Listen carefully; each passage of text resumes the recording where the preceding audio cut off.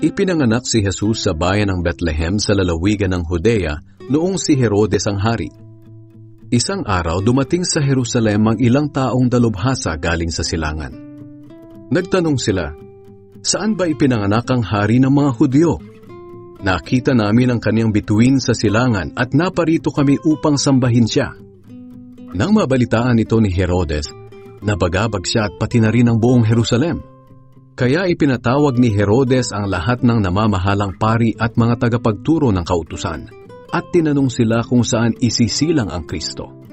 Sumagot sila, "Sa Bethlehem na sakop ng Huda, dahil ganito ang sinulat ng propeta, Ikaw Bethlehem sa lupain ng Huda, hindi ka huli sa mga pangunahing bayan ng Huda, dahil magmumula sa iyo ang isang pinuno na magsisilbing pastol ng mga mamamayan kong Israelita."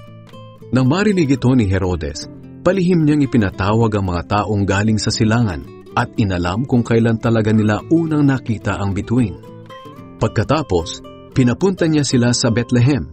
Ibinilin niya sa kanila, "Lumakad na kayo at hanaping mabuti ang sanggol. At kapag nakita ninyo, balitaan niyo ako kaagad upang makapunta rin ako at makasamba sa kanya." Pagkatapos nilang marinig ang bilin ng hari, umalis na sila.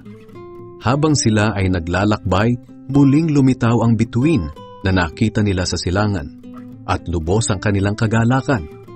Nanguna sa kanila ang bituin hanggang makarating sila sa kinaroroonan ng sanggol.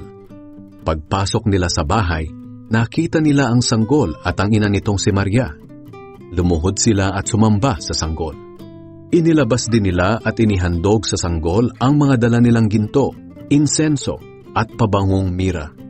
Nang pauwi na sila, binalaan sila ng Diyos sa pamamagitan ng isang panaginip na huwag nang bumalik kay Herodes. Kaya nag-iba na sila ng daan pauwi.